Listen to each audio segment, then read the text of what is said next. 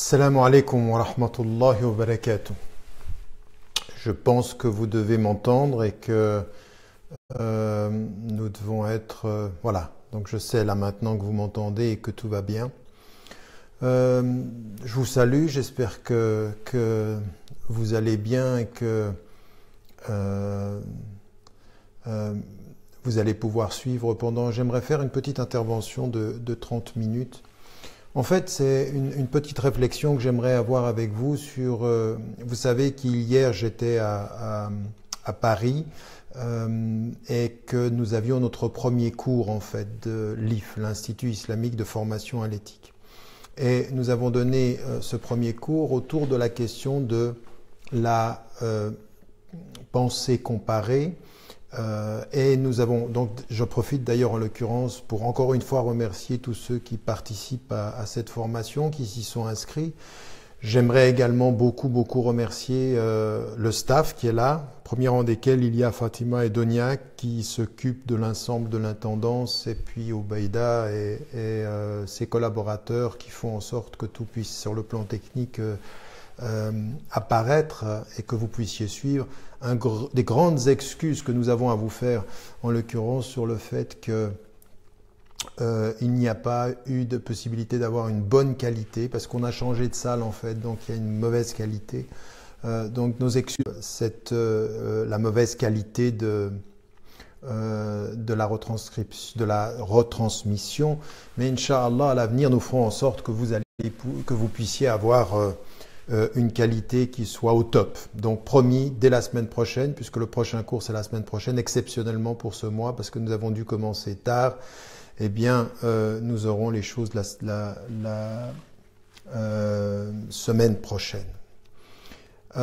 Écoutez, ce que j'aurais voulu faire, c'est que nous avons une réflexion hier et ça m'a amené à réfléchir. Alors l'intitulé de ce soir c'est Pensée. Alors je sais qu'il y en a parmi vous qui peuvent ou qui aimeraient s'attendre à des discussions sur d'autres sujets qui concernent d'autres choses. Je ne parlerai pas de ces sujets-là. Soit dit entre nous, la justice va faire ce qu'il y a à faire pour que les choses soient clarifiées. Elles le seront, Inch'Allah, et je ne vais pas m'exprimer sur ce sujet-là. Donc ceux qui étaient venus uniquement pour ceci, vous pouvez éteindre. Et si vous avez des questions, eh bien, vous avez des questions et c'est la justice qui répondra et c'est mon avocat qui répondra. C'est pas de ça dont je veux parler du tout.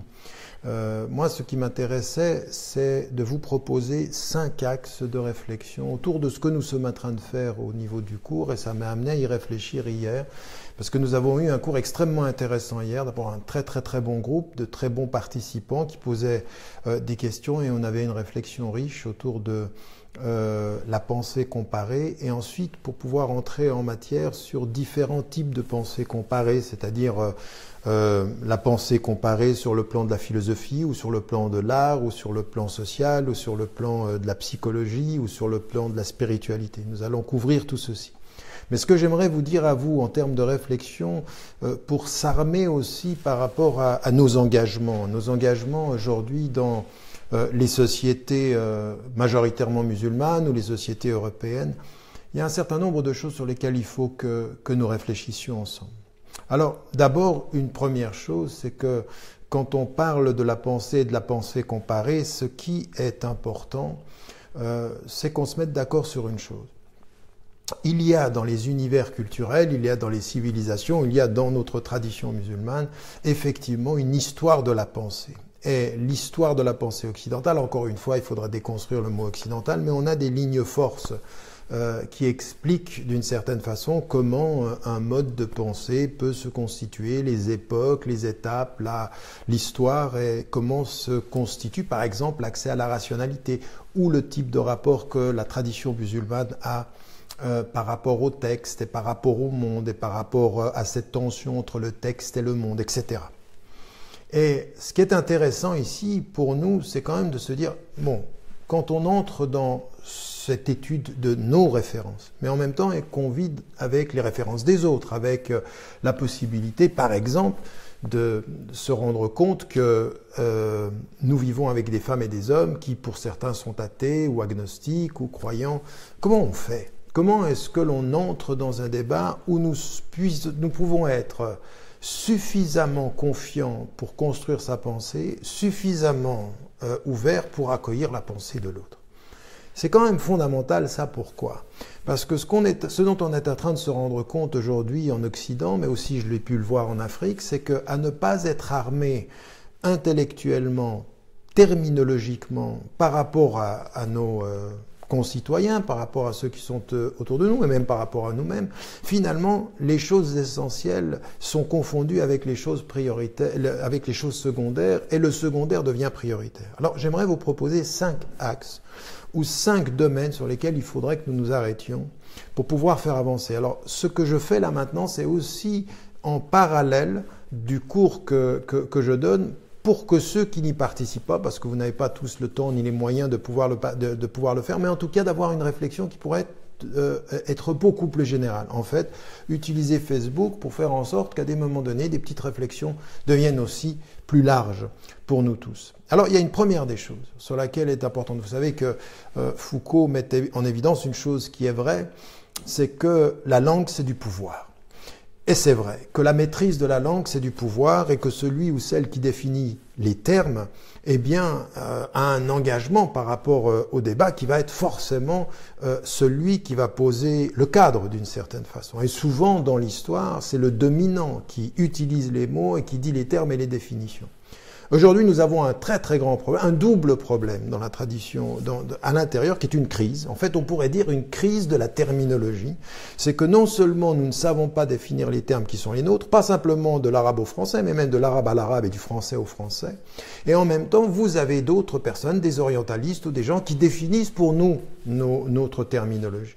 Et là, il y a un vrai problème, c'est-à-dire qu'on doit vraiment comprendre que nous devons réinvestir le champ du langage, avoir au moins une maîtrise de nos mots, de nos notions.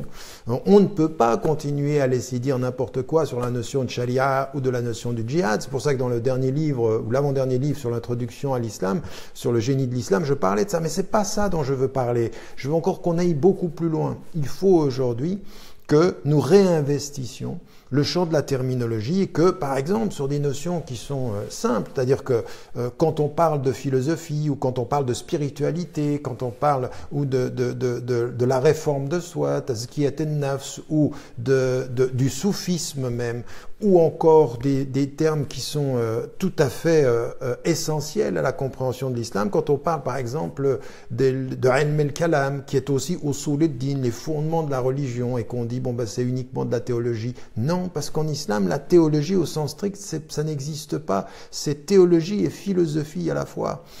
Et là, on s'aperçoit que nous avons un déficit terminologique. Et moi, j'aimerais insister et inviter chacune et chacun d'entre vous. Si vous avez les moyens de m'entendre là, maintenant, ce soir, ça veut dire que vous avez les moyens de comprendre ce que je suis en train de dire. Là, je parle un français, tout ce qu'il y a de plus accessible, je pense.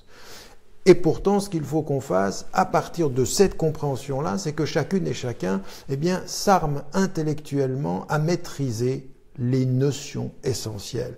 Les notions essentielles de la vie, les notions essentielles de sa tradition, mais aussi les notions essentielles de son cadre. C'est-à-dire aujourd'hui, dans la société française, par exemple, il est inconcevable qu'on ait une idée approximative de la laïcité ou qu'on accepte l'idéologie de certains laïcs qui transforment son esprit et qui en transforment le cadre. Mais c'est vrai aussi sur les droits humains, c'est vrai aussi sur la démocratie en tant que telle, parce qu'il ne s'agit pas de crier sur tous les toits démocratie, démocratie, comme si c'était un acquis et qu'il ne fallait pas le discuter. On est quand même en France, en Belgique, en Europe, aux États-Unis, quand vous voyez ce qui se passe avec Trump, qui n'a pas la majorité du peuple avec lui, mais qui a la majorité dans un système extrêmement compliqué qui le font arriver au pouvoir, qui utilise des moyens techniques phénoménaux, des grands data pour pouvoir capitaliser, parce qu'il a l'argent.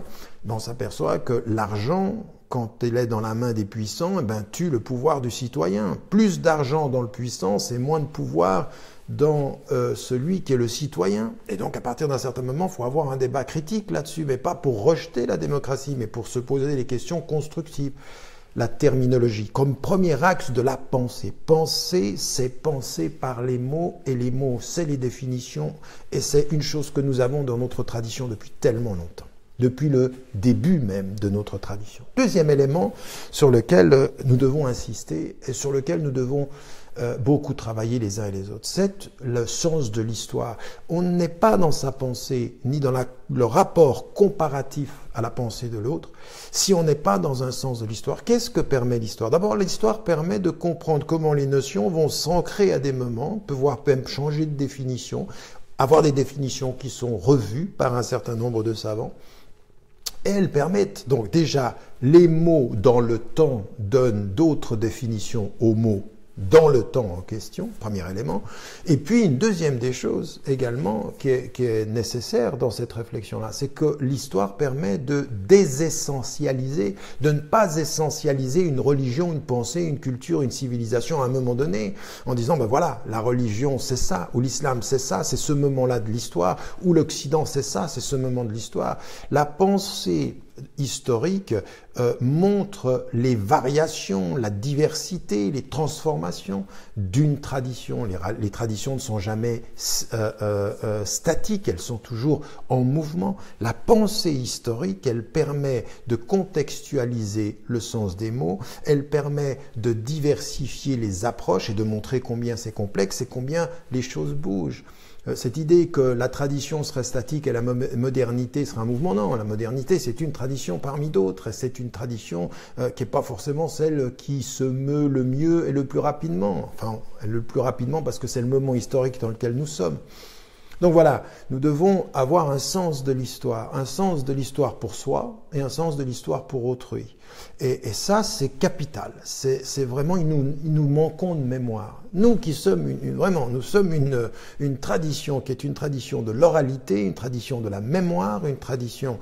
Eh bien, et puis tout est lié à la mémoire. Même le Coran s'appelle le dhikr, c'est le souvenir. Notre relation à Dieu, c'est du souvenir. Mais notre relation aux hommes, à l'histoire et à notre histoire, elle est souvent aujourd'hui en danger. Pourquoi? Parce que ce qui est en train de se passer aujourd'hui dans notre monde qui va si vite, c'est que nous ne sommes plus dans la pensée longue. La pensée historique, c'est une pensée qui forcément invite à la sagesse. Elle invite à la sagesse, elle invite au fait attendez, prendre le temps, ne pas être dans le temps de Facebook ou de Periscope ou de quoi que ce soit, où tout va vite et on n'a plus le temps de penser. L'histoire, c'est déployer la pensée, comprendre la complexité. Ça, c'est le deuxième axe. Le troisième axe sur lequel j'aimerais insister, c'est celui qui est lié à une chose qui apparaît dans ce que je viens de dire, c'est la diversité. C'est-à-dire qu'il faut, quand nous approchons, c'est toujours important quand on parle de dire d'où on parle. Enfin, par exemple, certains me disent « Oui, mais toi, tu représentes l'islam. » Non, évidemment que non. Je ne représente pas les salafis littéralistes, je ne représente pas certains types de rationalistes ou certains types de libéraux, je ne représente pas ceux qui sont obsédés par la pensée strictement politique. Non. Je ne représente pas tout ceci. Je me positionne dans le réformisme, et dans le réformisme, je parle de là. Mais je sais bien que certains musulmans même me mettent à l'extérieur de l'islam ou même ne se reconnaissent pas. Le plus important à partir de son univers de référence, c'est d'admettre la diversité. Et l'admettre la diversité, c'est-à-dire que déjà il y a des sunnites et des chiites, et puis dans les sunnites, il y a une diversité d'interprétations. Accepter la diversité à l'intérieur, s'ouvrir à cette diversité, avoir l'humilité de son interprétation et l'exigence de l'écoute des autres interprétations, c'est nécessaire. Donc cet rapport à la diversité. Et puis ensuite, de jamais aussi essentialiser l'autre. Autant on n'aime pas dire l'islam c'est ça, un musulman c'est ça, on ne va pas dire l'Occident c'est ça, ou la Chine c'est ça, ou l'hindouisme ou le bouddhisme, comme par exemple j'entends certains qui disent oui le bouddhisme avec ce qui se passe à Myanmar, c'est une spiritualité intolérante. Non, c'est un groupe, quelques personnes, mais c'est pas tout le bouddhisme. Il y a des bouddhistes même là-bas qui se sont soulevés et levés pour qu'on respecte la dignité de ceux que l'on maltraite, que l'on tue et que l'on extermine. Donc, encore une fois, le troisième axe, il est aussi celui il y a une un rapport humble avec le temps qui passe et la compréhension de la diversité dans le temps qui est, la diversité dans l'espace du temps qui est, la mobilité, la flexibilité dans l'histoire qui passe. C'est un troisième axe. Il est très important de pouvoir le mettre en évidence. Le quatrième axe, sur lequel il faut que nous déterminions aussi une pensée, c'est le penser des priorités. Et ça, c'est un quatrième axe.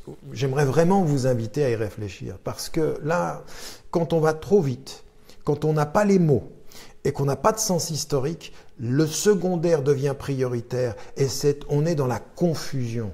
On ne sait plus qu'est-ce qui vient d'abord. C'est-à-dire que si on n'a pas de discipline intellectuelle, si on ne sait pas, parce que le but, c'est pas simplement penses-tu. Parce que j'espère que quand on dit penses-tu, oui, je pense. J'espère que vous pensez, qu'on pense tous un tout petit peu. Le plus important dans le pouvoir de la pensée, c'est la structuration de la pensée, c'est l'ordre de la pensée, c'est comment on va organiser sa pensée, lui donner des priorités. Lui donner des priorités, et là, c'est quand même capital. Pourquoi? Parce que c'est l'awlawiyat, c'est-à-dire les priorités, qu'est-ce que c'est? Déjà, par rapport à nos propres références, eh bien, il y a des choses qui sont prioritaires, puis il y a des choses qui sont secondaires. Le rapport à Dieu, le tawhid, la prière, tout ça, ce sont des choses qui sont prioritaires dans notre pratique. Et puis, dans notre pratique, il y a des choses qui sont secondaires. Mais dans notre projet de réforme de nous-mêmes, il y a des choses qui sont prioritaires, il y a des choses qui sont secondaires. Dans nos projets sociaux, il faut faire attention à ne pas commencer par le détail.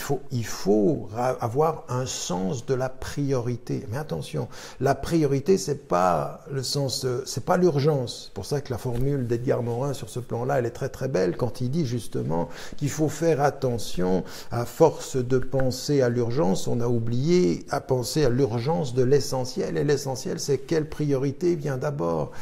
Il faut avoir ce sens-là. Et ça, c'est notre vision. Par exemple, qu'on soit aujourd'hui en France, en Angleterre, en Allemagne, en Afrique, là, puisqu'il y en a qui m'écoutent depuis le Maroc, en Algérie, en Tunisie, en Côte d'Ivoire, en Mauritanie. Je ne vais pas tous vous citer, mais vous êtes là à travers le monde. Et bien, à partir d'un certain moment, mais quelles sont mes priorités? Les priorités, elles se dessinent comment? Il y a un double rapport de priorité. Il y a les priorités qui viennent de ce que me dit le texte, c'est-à-dire les priorités de ce que je dois faire, des règles. Il y a la priorité de ce qui va être lié à ma propre transformation. Et puis, il y a la priorité de mon contexte que je dois connaître. Donc, il y a la priorité de ma vie vis-à-vis de mes principes, de ma vie vis-à-vis du contexte et des principes dans ce contexte. Ça aussi, il faut avoir une pensée des priorités. Et si vous n'avez pas, ça veut dire qu'il n'y a pas de vision, on ne sait pas ce qu'on fait, on ne sait pas pourquoi on le fait, on mélange tout, on est pris par des détails, on est distrait, on n'a pas de ligne, on n'a pas de voie. Alors que tout dans l'islam dit, pour suivre une voie, il faut savoir mettre un pied devant l'autre. Et mettre un pied devant l'autre, c'est savoir où on va. Et savoir où on va, ça veut dire structurer sa pensée en disant, pour aller là, voilà ce qu'il me faut, ce que l'on fait. Hein. Et on sait que dans ce que nous dit le Coran, c'est « Prenez vos provisions. La meilleure, c'est celle de la conscience amoureuse de Dieu. Puis vous y allez, mais il faut avoir de l'intelligence des priorités, l'intelligence des priorités, de soi à soi, de soi à sa route et de soi au monde. Dernier élément sur lequel j'aimerais insister, donc je répète, le premier c'est la terminologie, le deuxième c'est l'histoire, le troisième c'est la diversité, le quatrième c'est le sens des priorités. Et le dernier sur lequel j'aimerais insister, c'est que autant dans la pensée comparée, il faut qu'on commence par soi, on sait par rapport à l'autre, on est dans un travail systématiquement dialectique, d'aller-retour. Mais il y a un élément qui est très important, c'est que dans notre rapport à la pensée, il n'y a pas et il ne peut pas y avoir de pensée qui soit sélective. En d'autres termes, de là où on pense, on doit s'imposer des règles, des principes, des priorités qui à aucun moment ne vont diversifier ou différencier notre rapport à autrui. Quand il est dit dans le Coran,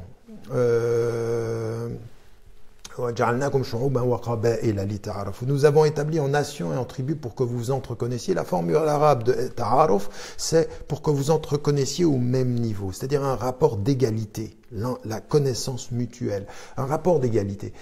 Pourquoi ça c'est important? Pourquoi il est important à un moment donné de comprendre qu'on peut avoir, et qu'on doit, évidemment quand on est croyant, on a le sens de sa vérité, de son universel et de sa vérité. Mais à aucun moment ceci ne doit être la justification à sélectionner dans l'humanité des hommes et à faire que certains soient plus nobles que d'autres, ou que certains principes, on les accepte pour nous-mêmes, ou on veut les défendre pour nous-mêmes, mais pas pour les autres. Pas de sélection dans la dignité, pas de sélection dans les principes, pas de sélection dans la distribution des droits et des devoirs de conscience. Il ne peut pas en être question. Et ça, c'est une attitude qui consiste, oui, je fais partie d'une communauté spirituelle, oui, je fais partie de la Ummah au sens de la communauté spirituelle musulmane, qui est une communauté de principes. Mais à aucun moment, je ne confonds mon appartenance à mon univers de référence au fait que je pleurerai les miens, au fait que je ne défendrai que les miens, au fait que ce sont les miens qui viennent d'abord. Jamais.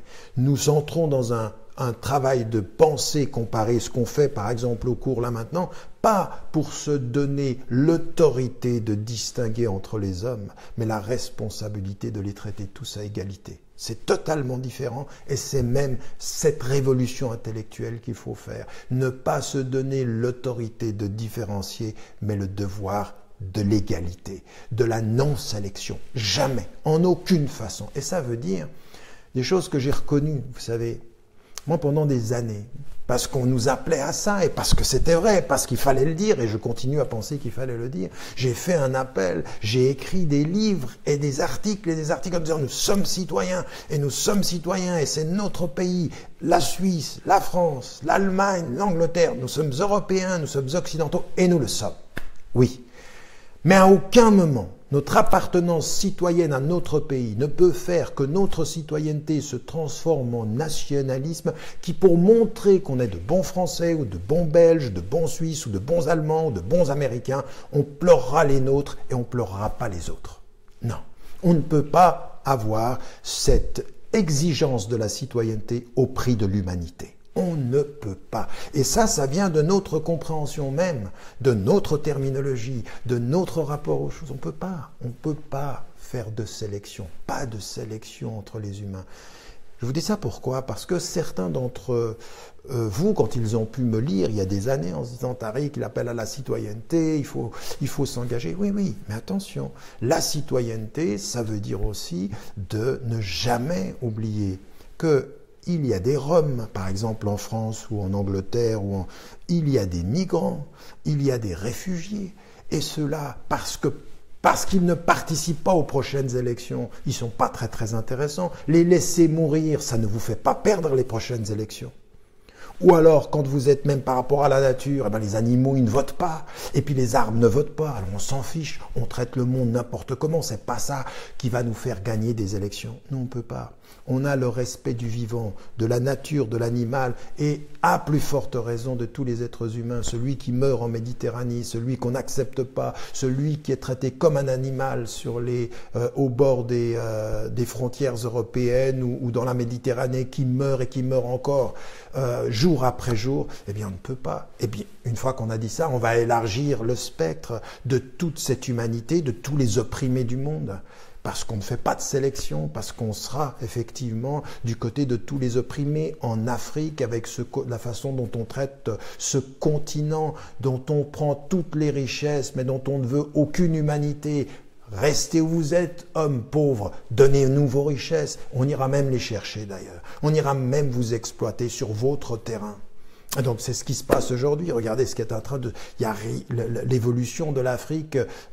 Alors bon, évidemment, il ne faut pas dédouaner tous les corrompus, les dictateurs, les présidents qui sont élus à vie, les présidents qui ne sont pas élus et qui restent présidents, ou les présidents que le peuple aime tellement qu'il leur donne un 5e mandat, un 6e mandat, qui sont vissés par la corruption à leur présidence. Bien entendu, il ne faut pas dédouaner ces gens-là, mais il ne faut pas aussi être dupe du jeu des grandes puissances aujourd'hui, États-Unis, Europe, Chine, qui sont présents sur le terrain.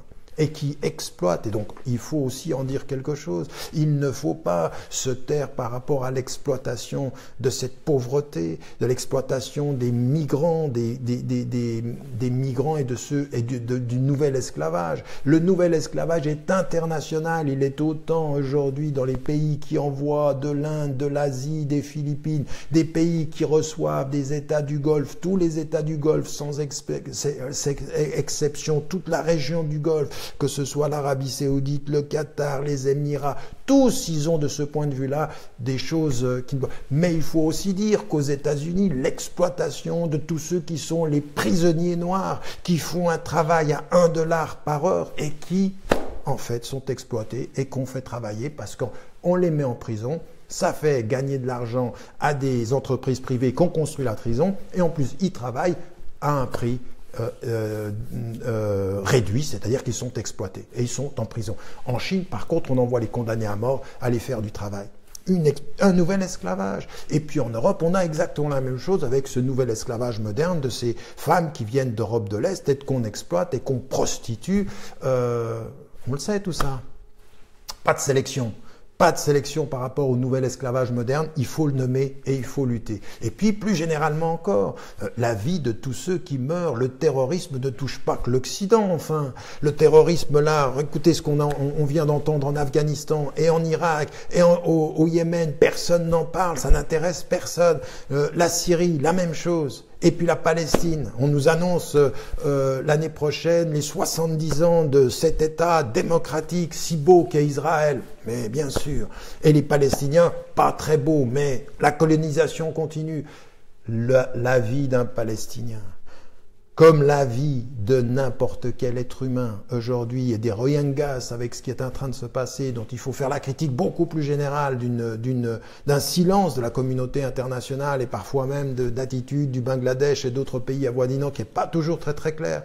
Eh bien, il faut de ce point de vue-là avoir une position qui soit sans sélection. Et comprendre une chose, c'est que quand on est critique sans sélection par rapport à nous-mêmes, c'est pas que on est contre ou qu'on rejette. Je veux dire, il y a des personnes qui sont devenues nationalistes à un point où on ne peut plus rien dire. Vous dites une chose sur le gouvernement algérien, ah, t'aimes pas les Algériens, vous faites une critique par rapport à la présidence turque, ah, mais tu n'aimes pas la Turquie et tu es contre. Mais qu'est-ce que c'est que cette émotive? Quand vous êtes émotionnellement impliqué, vous n'êtes plus du tout dans l'égalité de traitement.